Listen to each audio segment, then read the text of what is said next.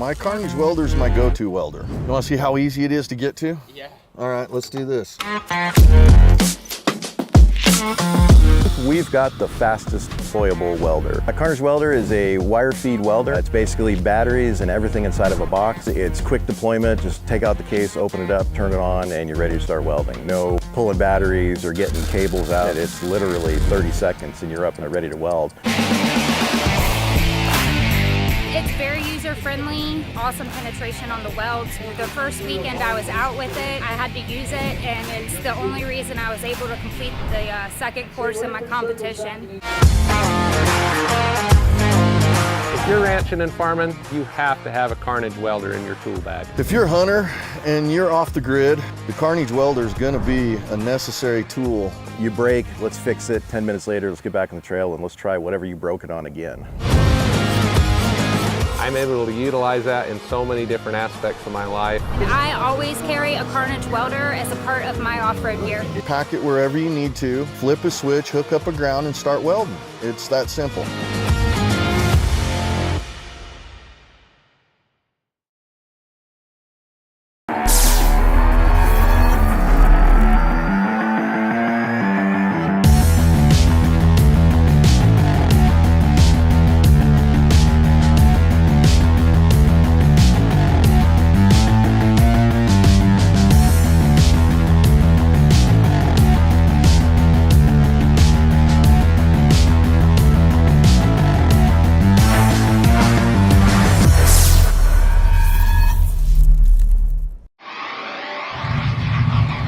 We've chased checkered flags through dust, rocks, mud, and worse. We've crowned champions, racked up wins in places where tires go to die. And we're still just getting started. From hammering at hammers to Baja bangers. If it's brutal, beautiful, or just plain ridiculous, we're there. So whether you're bombing through, built for whatever you're chasing.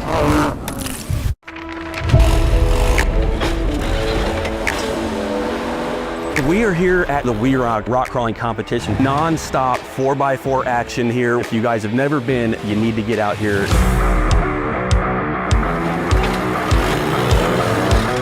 My name is Jake Good and I run WERock events. It is World Extreme Rock Crawling. It's a championship series that travels the entire country, bringing out the best technical off-roaders in the United States.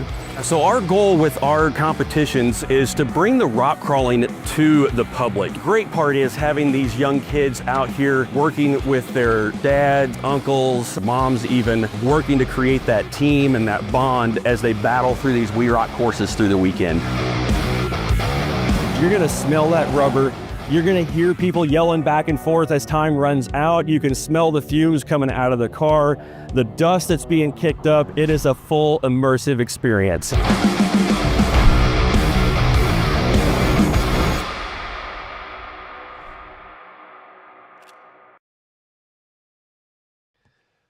All right. You got us unmuted. I think we are ready. Okay.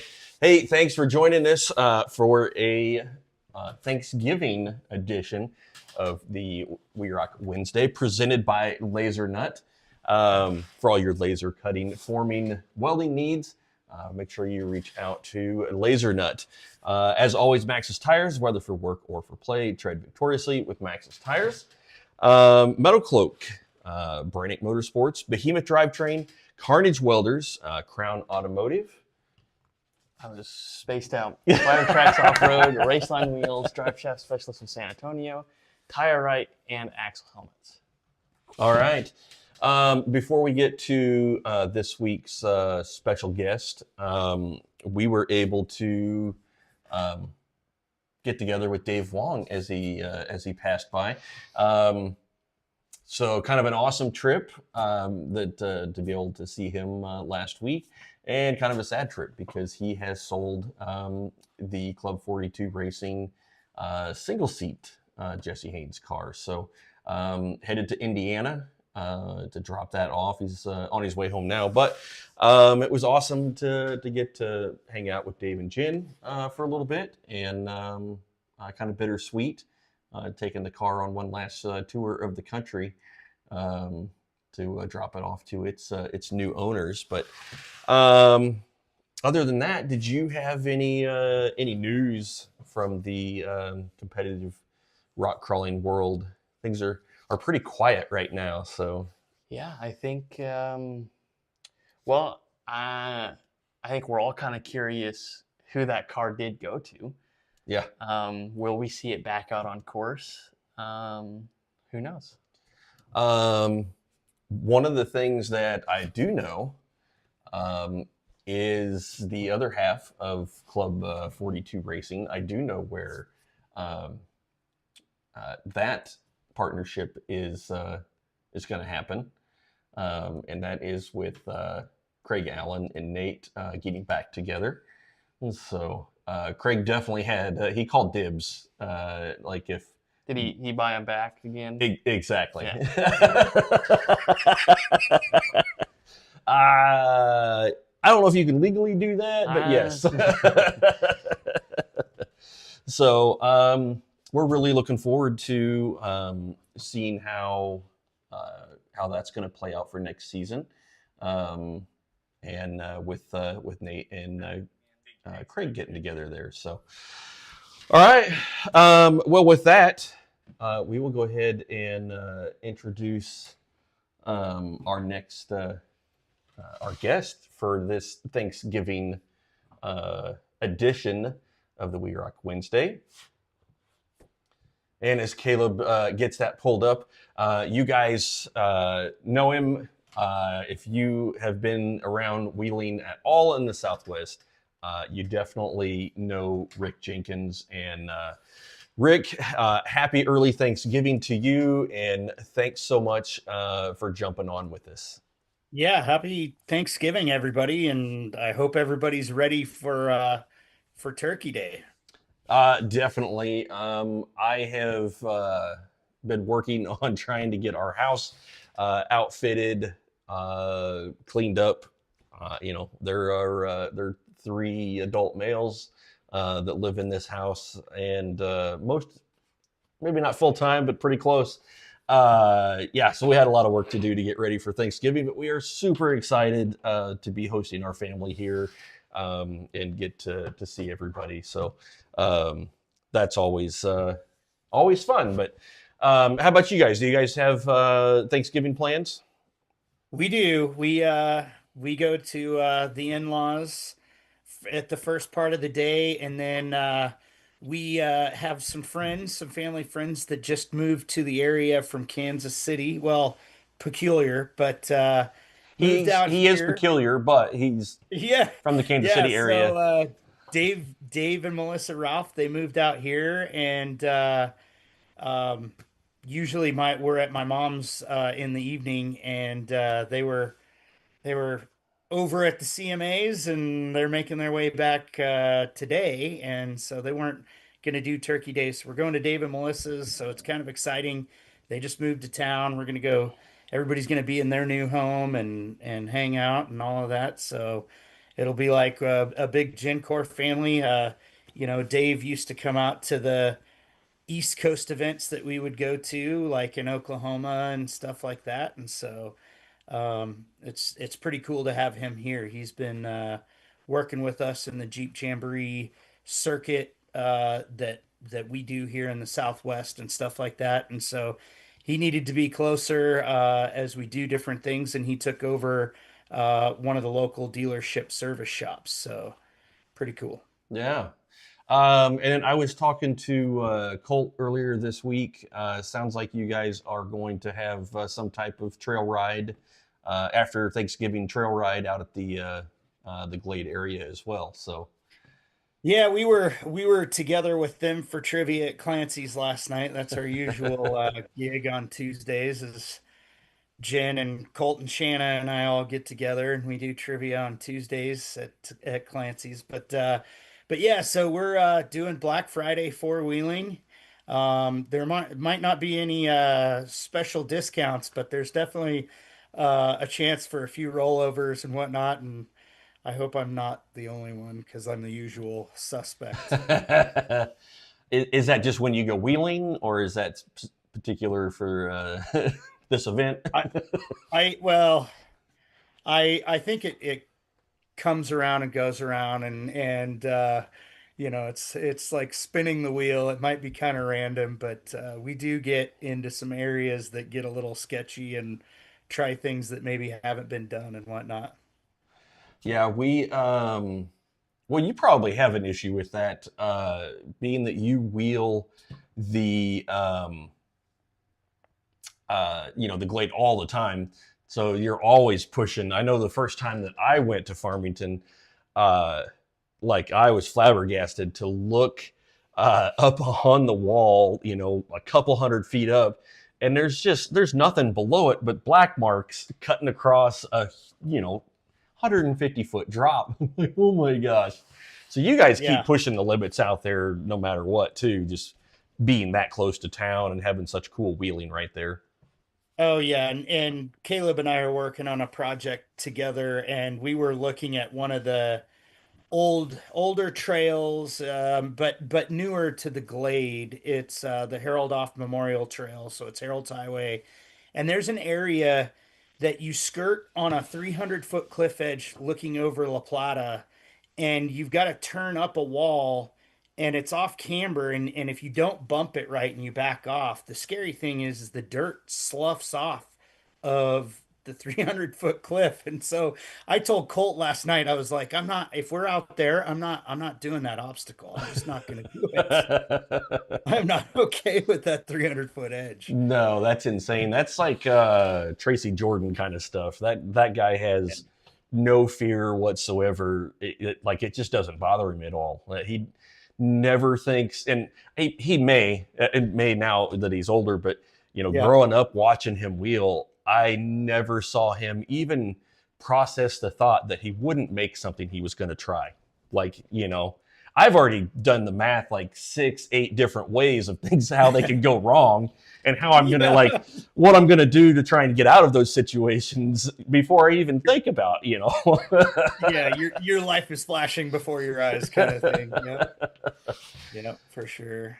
And we've got a new line that we went and played with the other day that Daniel broke, and we were playing it with a RJ Metalworks car, and Jeremy West went through it, so he's the fourth car to get through it. And we had Lauren in there, and he got in a pretty sketchy position a while back, so they had to kind of winch him out of the exit, and it's a gnarly one. It's a good one for those rear steers to come and do. Yeah.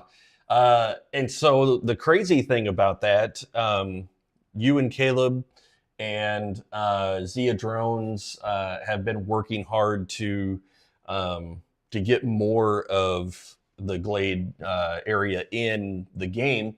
But that line that Dana broke actually came from Caleb from playing the game, saying, "Hey, you need to check out this line."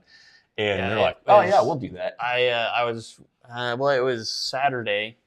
I want to say is when I walked over to A3, and he's looking at it, and I walked over to him and I'm like, "You looking at that line?" He's like, "Yeah, I think it's doable." And I'm like, "I know it's a good line. That was something I looked at in the simulator. I mean, it's a little different, but I've run that line a few times in the simulator, and it's a hard one, but it's definitely doable." And I don't know, probably 20 minutes later, I turned around, there he was on it. Like, he was giving it a shot.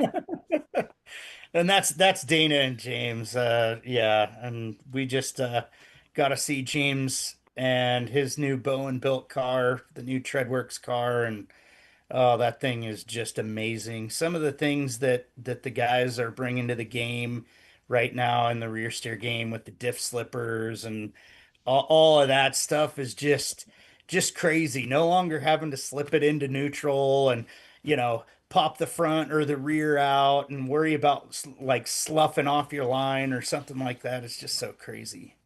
Yeah, that's just when we think that we're kind of at a point where like Jesse's figured out, he's got us to this level that we're at now. The cars are so advanced. Where can we go from here?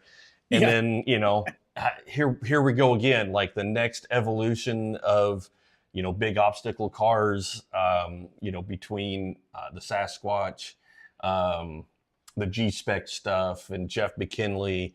I mean, there's and like a half dozen other top level cars that are being built, and now the slipper clutch for the rear drive line is, Yep. in my opinion, a must have. Like, you know, and Yeah. that didn't even exist more than a year or two ago. So it's been vetted. I remember one like in 2006, little transfer case that you could do that to both outputs. Yeah. Yeah. Well, this one still has a high range, Yeah, which is way cool. So you had a clutch, or did you have a slip ring? It was the clutch packs in the level in the transfer case. Yeah. That air actuated transfer case. Which we ran the little pneumatic switches, the cheaper ones, because budget reasons. But I know the Campbell Enterprises power tank switches were a lot easier to bleed air on. And so you wouldn't have to disengage it, but you could bleed that air off a little bit and have the same effect of the slipper clutch. But it wasn't a guaranteed But it thing wasn't that would quite happen. as, I would say the slipper clutch is still... Yeah, well, you weren't actually like pulling something and slipping it. Like you were just kind of hoping it would maybe release a little bit. Where now to have the technology to on demand, know that's you can slip that rear output. Well, and you're talking about a disconnect. One of the things that you can do with the diff slipper as well is you can overdrive your front. So if you're 529 in the front and 529 in the rear, you can start slowing the turn of the rear and overdrive your front as if you had, different ratios. Yeah. So that's kind of a crazy thing too with the way the clutch works. But yeah, so we've got some cool stuff coming up that we're all going to see. I'm sure there's going to be new stuff coming out. When you think that everybody's done, we're good to go, just wait. There's something else coming. Yeah. Well, it's just amazing how far we're pushing. And I mean, not only, the tools, the buggies, but I mean, just driving level, the stuff. I mean, that Sand Hollow at Farmington, that you just go out and you put tires on. It's insane stuff that you never would have thought. Even for me, sometimes it's like, that's somebody tried that as a line. Like, I don't know if it worked or not, but I never would have thought to try it. But there they were. Yeah, and some of the stuff at like Top Gun Shootout and Mason, holy cow, like they were doing some crazy stuff. Brett Dickey drove the wheels off the car and everything. I mean, it was just amazing to see some of that stuff, but seeing some of the stuff that the guys were playing around on, they were standing straight up and down and climbing up stuff. It's amazing. I'm glad to be able to jump in and be in a capable car where we can do some stuff too. Yeah, one of these days maybe we'll be back in a cutting edge car, but we'll see. That's always the dream, right? But talking about the project that Caleb and I are working on, we're working with Zia Drone to bring back or to bring into the simulator some trails that are iconic trails here in Chokecherry Canyon. We're going to start out with the Gladiator and Waterfall area. And of course, the Cliffhanger Sportal Drive Club is happy to throw some money at paying Zia Drone to get, to get all of the work done out here so that Caleb can put in his work building the maps and stuff like that for the simulator. Yeah, so it's really such a cool project to be a part of, and I can't thank the Fall Crawl and 4x4 week to for helping me out in that project. And I mean, immortalizing Chokecherry Canyon, those iconic trails. I mean, not only is it's always going to be there, but anyone with internet and a good enough rig to run it, they can see what makes Chokecherry Canyon so special. Yeah, and talking about it being, becoming, something kind of immortal, we do have some closures going on right now for riparian work. And as they do this, one of the things that we can do is we can scan the area and have some of those trails back. So Caleb and I already have some ideas for future mapping after we get this round done. This is good maps round two. Yep, it's going to be awesome. So I'm looking forward to getting that project worked out and bringing more and more to the digital world. Are you guys going to continue bringing the simulator out to events next year?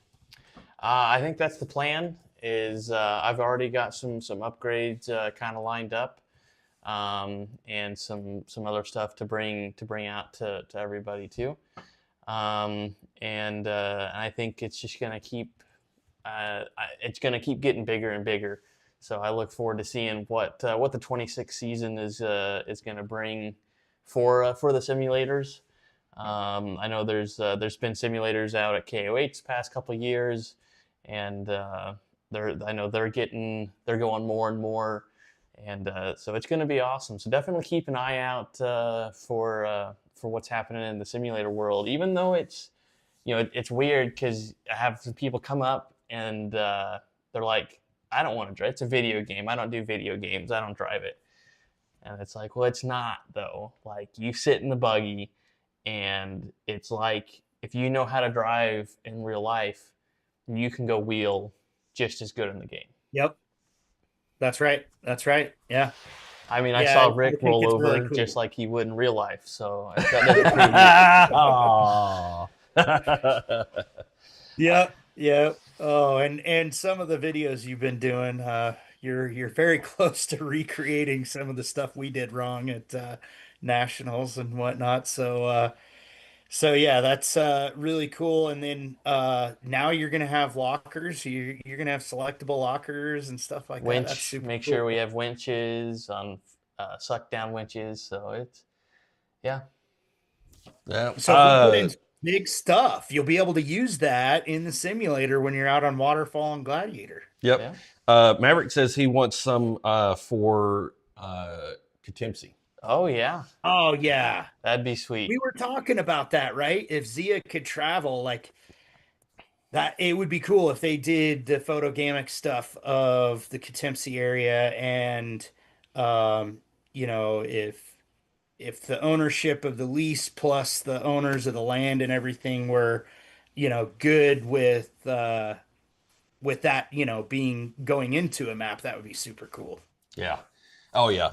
Randy is actually on tonight as well. That would be super cool. Yeah. Be awesome to be able to sit wherever you want to be in the world, and be able to drive the rocks at Katimsi Rocks would be really, really and it cool.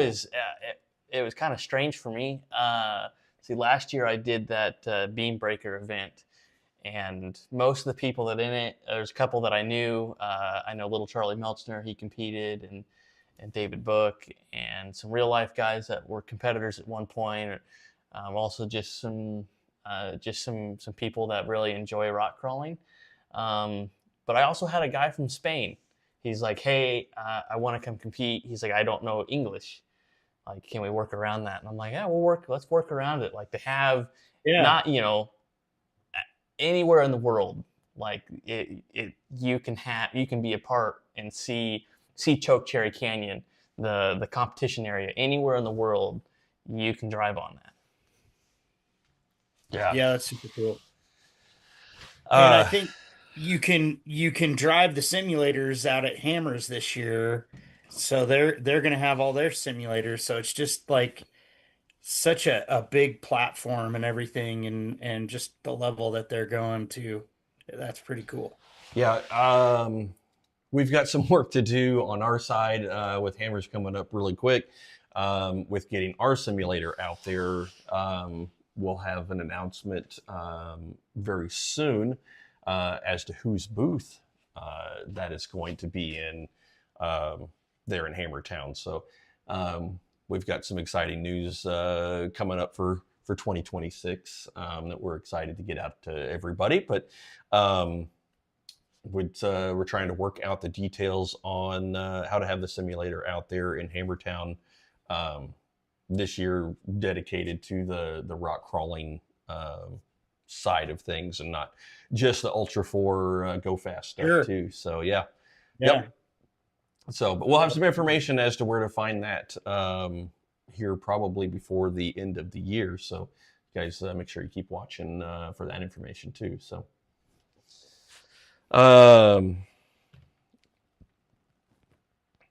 yeah. One of the things that we've talked about, I'm gonna put you on the spot here, but so with Kansas Rocks, you know, the park that we started here, obviously in Kansas, it's not just a clever name. They brought in the Badge of Honor trails. And did you guys ever pursue doing that out there in the Glade? Because Choke Cherry would be absolutely perfect for that. You know, I haven't gotten very far in the conversations. Joe at Jeep, who's like in on the, you know, Jeep Wave program for their Badge of Honor system and everything. He just has been difficult to get a hold of. I know he's a busy guy because he's taking care of marketing on one side and he's an engineer and all of that. But I think I probably need to get a hold of your contact, Jake. Yep. I don't know if I've ever. Yeah, you would be amazed at how many people come out just to do that trail, whatever that gets assigned to. Yep. It's mind blowing to me. You know, I'm not really much of a sticker or a badge guy. I mean, I love running new trails, but like that is such a high priority for so many people. And I guess it's kind of like, you know, we got into geocaching when the boys were young, and you know, learning how to use GPS coordinates and all of that stuff. And sure, you know, it's just another kind of a game that you can play, you know, that causes you to travel this amazing country and you know, get to experience a bunch of different things just because you're trying to collect all of those trails. So yeah, I will get that information to you, because that is something that I think would really really benefit you guys out there to get you know, some traffic that people may not think of Farmington, because they're like, oh, that's for hardcore rock crawling buggies, and it's not. It's for everyone out there. So that'd be a good fit. Yeah, and I mean, like during fall crawl, we have a full blown easy group, and I mean, really, to be in the easy group, you can't bring like a RAV4, but you can bring, like, you know, a stock Rubicon, a stock 4Runner, a stock Tacoma, and get around and do the trails and have options. So if you want to, you know, rail it against a wall and catch your rocker guards or something like that, that's okay. But at the same time, there's plenty of ways to get around and get through the trail without taking damage to the vehicle. Because a lot of people, when they buy, you know, now like a $60,000 to $80,000 vehicle, they're not ready to go and just beat it up. But that is something that we can offer, and we do have a few trails in the canyon that are like that, and then we have some trails around the area that are like that. Yeah, I will tell you that this was the first year that we really kind of got to get out and participate. We came out a day earlier, which allowed us to get you know, set up that much more, and we got to go out and do the night run, which was fun. Definitely enjoyed that. I definitely drove into some places I shouldn't have been. Yeah, only took about 10 minutes before we had a winch on them. I believe the discussion was no. Yeah, I don't think you can go in there. Don't I think do I that. can. Like, I would turn the well, that winch. Already on it. It happens. Yep. Man. But yeah, like what a great turnout. I don't know where we ended up. We were at some overlook. Gosh, because we were in the trail so early. We typically don't jump in the trail in the canyon, right off the bat. That first little playground area there on the north side of the road. That so we got in there and we went to some overlook, but we ended up on the power line, headed all the way out to the comp area. And I mean, there had to be like a mile worth of razors and Jeeps and buggies and everything, headed out there to come hang out. And that was a ton of fun. So glad we got to participate in that. That night run is an event that we do, after the fall crawl meet and greet and everybody signs up for their trails. We offer an evening trail where people can come out. They don't have to be signed up for anything. It's just to show up and go hang out. And it gave us a chance to show off Sasquatch Extreme Campers, off-road camper. And so we had taken it out and set it up above the comp area, had it all ready to go. And everybody, when they came into that area to finish the trail, they got, we had, I guess you could say kid beverages and adult beverages there. And people were able to walk around and check out the camper. And we were hoping to have one. We had a camper that was supposed to be set up there that went all the way to Alaska, did a bunch of off-roading in Alaska, came all the way back, and it was like the day before they were bringing it down, for it just to be a week before the whole event.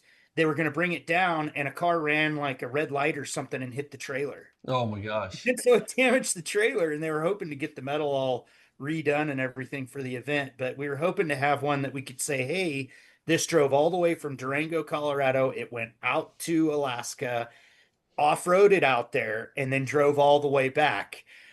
But it didn't survive the car. And then New Mexico is the one that took it out. Yeah, well, it happened in Durango, but okay. it was a little sad that we missed that one. But they have some neat campers, and it was crazy seeing the entire group just rush in around the campers all set up and everything, and just kind of hang out. We had quite the crowd up there. Yeah, you got to see the line from the other side. We were towards the back in the Bronco because it's slow, behind all those razors and everybody. So you got to see that huge line of rigs headed up into Brown Springs. That had to be cool. Yeah, and it was really cool the way that it seemed like they did it, because you guys kind of zigzagged in and out, with some of the side-by-sides going a little bit different route than like the buggies and the some of the other four-wheel drive rigs. So it sounded like it was pretty cool. While we were setting up, you guys were having some good fun out there on the rocks. Maybe a little shaky, not stirred. Yeah. So we've got tickets, I believe, are on sale now for the fall crawl. And you can find those. Facebook's probably the easiest place to get to find the link over to the website to buy those tickets. Yeah, and you can go to cliffhangers4x4.com, and you can get the tickets, like basically go over from there. But they are on Eventbrite under Fall Crawl 2026. We also have the Four Corners vendors show up. So the way the week rolls out here in Farmington, the Labor Day, we start out with a show and swap. So we have any kind of vehicles can show up and show off their vehicles, and a parts swap meet and everything. And we have a beer garden with food and stuff like that. And then we roll into the next day. We have our meet and greet where you're fed, you come in, you sign up for trails, you get your goodie bag, your shirt. And if you signed up early enough this year, you got a coffee mug, and it was like a tumbler style coffee mug. And then we rolled right into the night run. Wednesday, Thursday, and Friday is fall crawl. We've got everything from easy, medium, hard, full body, even an extreme full body class. We've got drag axle buggy and rear steer. And what's been crazy over the last couple of years is the rear steer class went from like, 10 buggies to we're getting like 20, 25 buggies. So what we're having to do with the rear steer class is kind of set them up, or the rear steer trails is set them up to where maybe the first day we go out and we do a trail where we get to kind of weed out who wants to just keep moving and who's ready to like really get into some hardcore stuff and spend some time, basically being a surgeon on the rocks and stuff like that. And so we're working on making it to where, the people that want to keep moving, they can, and the people that are going to slow things down or whatever, because they're really trying some new like trail breaking climbs and stuff like that, they can get in. And then we have like side by side easy all the way to side by side extreme for all of the side by side groups. So that's Wednesday, Thursday, Friday. But we have barbecues. So we have Wednesday night. We have the Ultimate Performance UTV barbecue. The business after hours comes in, and so businesses from around Farmington get to see what our off-road community does here, because they really, if they're not into it, they don't know what's going on. Thursday night we have the Cliffhangers barbecue, and that's at the Four Corners Vendor Show next year. So you can come in and have barbecue. If you're part of Fall Crawl or part of any of the events, you just come in and grab barbecue. We usually feed about 300 people. And then, of course, Friday, we've got the off-road downtown takeover. So coming into the vendor show, we've got all the show vehicles, and we have our giveaway, the Men's Health Foundation Razor giveaway. We have the WERock Awards for the series and all of that. And then we have our raffle that we do the giveaway. And then when we finish that night, we hand it off to WERock for the Grand National. So that's kind of the way the week rolls out. We're planning it the same way. And again, on Eventbrite, you can buy the tickets for Fall Crawl, and you can buy your space for the Four Corners Vendor Show. Right on. Do you have anything, any changes slated for next year? I don't know how much we're really changing. Like we've got the committee meeting and everything. We wanted to have the vendor show launched right away and Fall Crawl launched right away. If we grow the group big enough for people coming in, we may open up some different areas. Like we may take a group out to out past Aztec and do the rock garden area. But the hard thing for people camping in the canyon that also towed in their camper is getting their rig out to rock garden. So we may do it as a more of a lower level, like medium run. So people that have the, like a full body, medium to hard, they can just drive out there and do the trails and then come back.